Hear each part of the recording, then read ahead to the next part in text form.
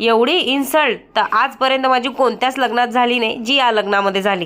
हाय मित्रांनो, तुम्हा सर्वांचं माझ्या यूट्यूब चॅनलवर स्वागत आहे। कशात तुम्ही सर एकदम मजेतच असाल। तर आज आहे लग्न आणि माझी तयारी सुरू आहे इथे मेकअपची। तर सर्वात आधी ना मी काल गडबडीमध्ये हे जे संपलेले प्रोडक्ट आहे तेच घेऊन आलेली आणि गडबडीमध्ये अशा छोट्या छोट्या गोष्टी होतच राहतात, तर त्याकडे मी दुर्लक्ष केलं आणि पुढची जे तयारी होती ती सुरू केली। तर इथे ना मी अजिबातच मेकअप केला नाही, कारण की गरमी एवढी होती आणि मला मेकअप पण करायचा नव्हता। फक्त स्किन केअर केला आणि भरभरून सनस्क्रीन लोशन लावलं। बाजूला सासूबाई आणि आर्यनची पण तयारी चालू होती। नवरदेव लग्नासाठी निघून पण गेला होता, पण आम्ही आमची स्वतःची गाडी घेऊन जाणार होतो म्हणून जरा इथे आमचं निवांत चालू। मस्तपैकी ते साडी वेअर केली। आरू पण मस्त पैकी शेरवानी घालून होता जो खूप सुंदर दिसत होता। इथे माझी साडी व्यवस्थित नेसली आणि आम्ही निघालो। मी बिट्टूची तयारी अजिबातच केली नव्हती। म्हटलं तिची तयारी ना मी नंतरच करते, कारण ना तिला ना अजिबातच ते कपडे घातले ना की आवडत नाही, इरिटेट होतो आणि ती लगेच काढून मागते नाही किंवा चिडचिड करते। म्हणून म्हटलं जेव्हा ते गाव आहे जवळ येईल त्यावेळेस मी तिची तयारी करेल। तर असा मी सिंपलसा लुक केला होता। गाडीमध्ये एसी चालू असतानाही माझ्या सासूबाई स्टॉलने स्वतःला वारा घालत होत्या, कारण की बाहेरचं जे वातावरण होतं खूप गरम होतं, एसी पण काम करत नव्हता। प्रवास म्हटलं की माझ्या चेहऱ्यावरती वाजतात 12, कारण प्रवासात माझं डोकंच दुखते। त्यात हे दोन शैतान, त्याचं ऐकलं तर हिला राग आणि हिचं ऐकलं तर त्याला राग। मध्ये गाडी थांबून लवंग घेतली, लवंग खाल्ल्यानंतर जरा डोकं शांत झालं आणि मी गाव जवळ आलं म्हणून बिट्टूला कपडे चेंज करून दिले आणि बिट्टू खूप सुंदर दिसत होती म्हणून तिचं जरा कौतुक पण केलं।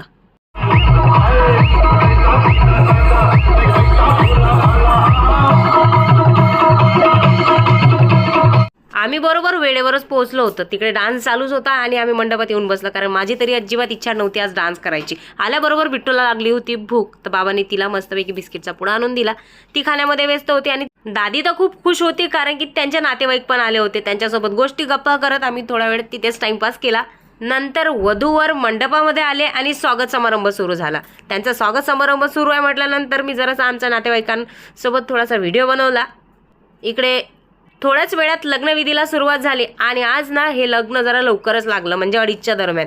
जास्त वेळ नवरी आणि नवरदेवाची वाट बघावी लागली नाही, नवरी आणि नवरदेव वेळेवर आले। इथे विवाह संपन्न झाला आणि आम्ही ना तिथेच जेवायला बसलो, कारण की इकडे तिकडे उठण्यापेक्षा म्हटलं जिथे बसलो तिथेच सरका आणि तिथेच जेवायला बसा, कारण एकदा का जागा सोडली तर मग जागा मिळणं मुश्किल। आणि बिट्टूला ना पंक्तीमध्ये जेवायला खूप आवडतं। आज नवरीकडच्यांनी भरपूर चांगली सोय केली होती आणि एक नंबर जेवण बनलं होतं यांच्या इथलं। जेवण करून उठणार आणि तेवढ्यात माझी चप्पल तुटली, तरी आई घरून निघण्याआधी मला म्हणत होती की दुसरी सॅन्डल घेऊन जा तुझी। हे जुगाड़ कर रहे हैं चप्पल का मेरी और मेरी चप्पल की जुगाड़ कर रही और इनके चप्पल का जुगाड़ कर रही हूँ अभी। मावशीने हातात घेतलेलं काम जोपर्यंत चप्पल नीट झाली नाही ना तोपर्यंत सोडलं नाही। तिने माझी चप्पल व्यवस्थित करूनच दिली। चप्पल तुटली त्यामुळे ना आम्ही फोटो देखील काढले नाही, त्यासोबतच बिट्टूचे पण मला फोटो काढायचे होते आणि माझ्या मिस्टरांसोबत सासूबाईसोबत सर्वांसोबत फोटो काढायचे होते, पण चप्पलने माझं डोकंच खराब केलं। आज ज्या लग्नासाठी आम्ही आलेलो होतो ना, तर आम्ही आलो होतो शेगावला, तर शेगावला केलं बाय बाय। मग मी काय केलं असेल माहिती आहे का, बिट्टू एवढा छान ड्रेस घातलेला होता ना, तर माझी इच्छा होती की तिचा फोटो आपण काढूया, पण ती पण तयार झाली होती की हो मम्मी आपण ना पुढे गेल्यानंतर फोटो काढूया। पण काय झालं, ती झोपलीच, त्यामुळे तिच्यासोबत फोटो काढायचं राहूनच गेलं।